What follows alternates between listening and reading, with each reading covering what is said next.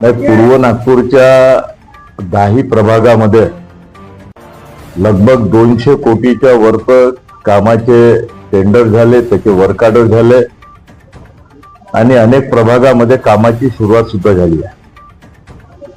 आज प्रभाग 23 मध्ये लगभग मागच्या हप्त्यानं या हप्त्यामध्ये जे आपण भूमिपूजन केले ना, आज भूमिपूजन केले, लगभग हे 50 कोटीच्या वरच प्रभाग 23 मध्ये आपण निधी दिला आणि निधी दिला नाही तर आपण त्याच्या कामाची आपण सुरुवात केली आहे। आपण काही भूमिपूजन सोडून हे करत नाही, तर पहिले कामाची सुरुवात करतो, मग आपण भूमिपूजन करतो। आणि म्हणून आज प्रभाग 23 मध्ये अंदाजे आपण 50 कोटीच्या वरच कामाचे आपण सुरुवात केली आहे। पूर्व नागपूरमध्ये लगभग 200 कोटीच्या वरच कामाची सुरुवात केली आहे आणि म्हणून सगळ्या 10 प्रभागामध्ये जे नागरिकांच्या मूलभूत विषय होते, जे नागरिकांची मूलभूत समस्या होती, ते अधिकांश आपण सोडवण्याचा प्रयत्न आमच्या या सगळ्या कार्यकर्त्यांनी मिळून, आम्ही सगळ्यांनी मिळून त्या ठिकाणी केला। मान्य कृष्णाभाऊ खोपडे यांच्या नेतृत्वात, पूर्व नागपूरचे लाडले आमदार यांच्या नेतृत्वात आज कमसे कम त्यांच्या फंडातून 8-9 कोटीचे भूमिपूजन झाले आणि माझ्या फंडातून एक 80 लाखाचं एक भूमिपूजन झालं। असे आम्ही आता 15 दिवसांपासून तुम्ही बघत असाल, आम्ही 15-20 दिवसापासून भूमिपूजन तर घेत आहोत, पण भूमिपूजनासोबत काम बी सुरू करून राहिलं आहे। आणि मोठ्या प्रमाणात या प्रभाग 23 मध्ये आमचे दोन्ही नगरसेवक लारोकरताई आणि धावडेताई यांच्या नेतृत्वात आणि आमचे सगळे कार्यकर्ते, महिला कार्यकर्ते सगळ्यांच्या नेतृत्वात आम्ही मोठ्या प्रमाणात महानगरपालिकेतून म्हणा, कृष्णाभाऊकडून मोठ्या प्रमाणात आम्ही फंड आणला आणि त्यांचे लोक माननीय आमदार यांच्या नेतृत्वात भूमिपूजन सुरू आहे।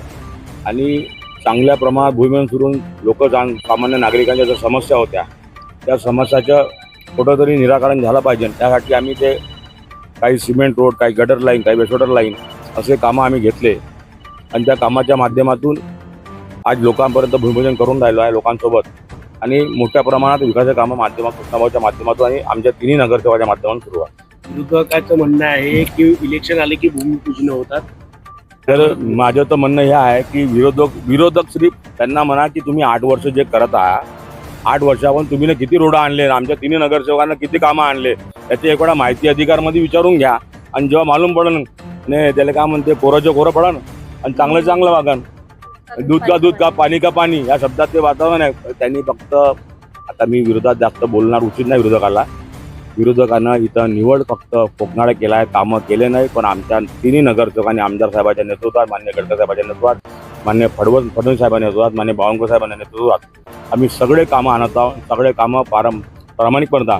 फक्त आम्हाला विनंती आहे की विरोधकांना जेव्हा वर्क ऑर्डर होईल तेव्हाच आम्ही काम करून ना, जेव्हा कॉन्ट्रॅक्टरला वर्क ऑर्डर भेटणार नाही त्या पहिले आम्ही काम सुरू करू।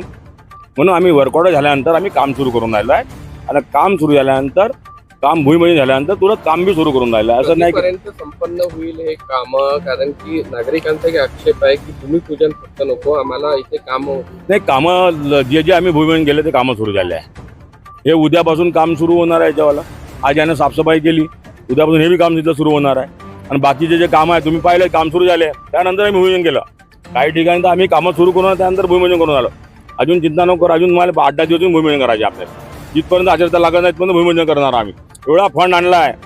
फक्त विरोधकांना म्हणा फॉरेन घुमा, अजून काही शब्द बोलून नाही मी, बाकी शब्द घेणार नाही कोटो घुमता म्हणून, पण बाकी शब्द बोलीन। फक्त सत्ताधाऱ्यांना फंड देत आहे सरकार, असं मत आहे त्यांचं। अरे बाबा, तुमच्यासोबत पब्लिक पाहिजे ना, तुमच्यासोबत पब्लिक पाहिजे, निवेदन घेऊन जा पब्लिक सोबत। तुम्हाला महानगरपालिका आयुक्त का कमिशनर का सगळे पण देईन।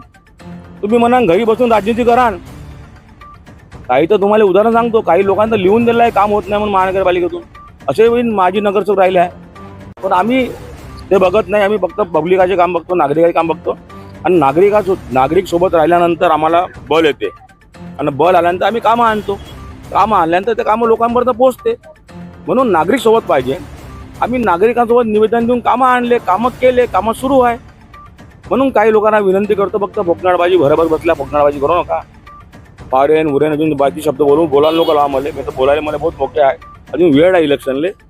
पण फक्त एकट्या बाल्या बोरकरच्या प्रभागात भूमिपूजन का बरं होत आहे? बाकीचे लोक बाल्या बोरकर, तुम्ही जे म्हणलं बरोबर आहे. बाल्या बोरकर सकाळी 11 वाजता आपला डबा घेऊन आपल्या घरून माझी बायको डबा सकाळी करून येते.